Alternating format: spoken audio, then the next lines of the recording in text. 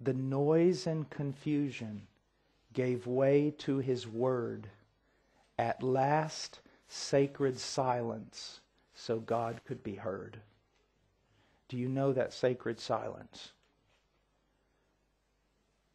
In the morning, just simply sitting there or kneeling there with that text and just pondering it, thinking about it, chewing upon it, and doing so as though Christ were sitting across the table from you, doing it in communion with Him,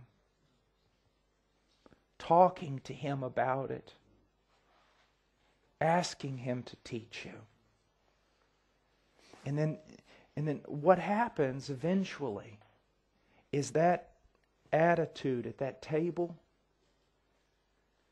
becomes sort of a living reality through the day. I find it amazing, young men, that the Bible talks about studying to show yourself approved. But do you know, it doesn't talk about studying a lot. I don't mean it doesn't talk a lot about studying. You should study a lot. But it doesn't talk a lot about it. Do you know what it talks more about? Memorization and meditation. Memorization and meditation. You look up how many times it says guarding the Word in your heart. The Word of Christ dwell in you richly. About meditating. But his delight is in the law of the Lord, and in His law he meditates day and night. He will be like a tree planted by streams of water that yields its fruit in its season, and its leaf does not wither, and all that he does he prospers.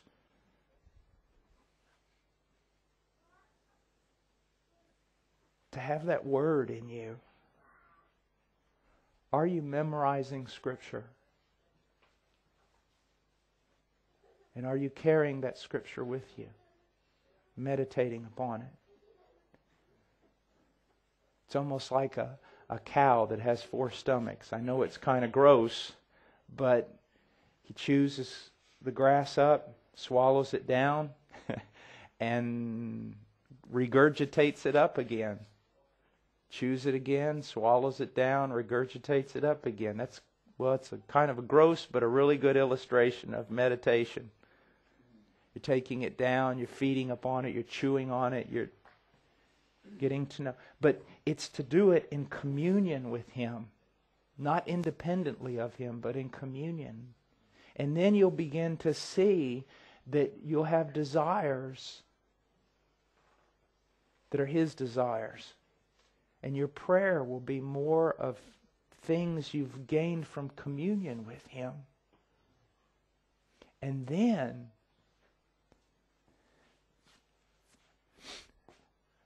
you can even get to the point where you're sort of strange. In the sense that someone will look you in the eye and realize, man, that guy's 1,000,000 miles from here right now. Or you're farther than that. You're in communion with God. Now, in the heavenlies,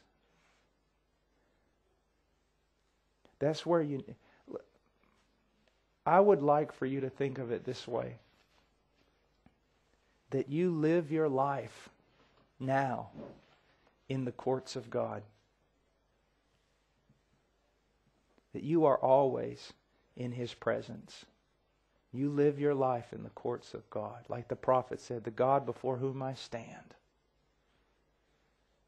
You may be in this room, but you're in communion with God. You may be in this room, but this room isn't the big reality for you. The big reality for you is God and His presence. Being with Him. All right, well, we're finished. Okay, bro.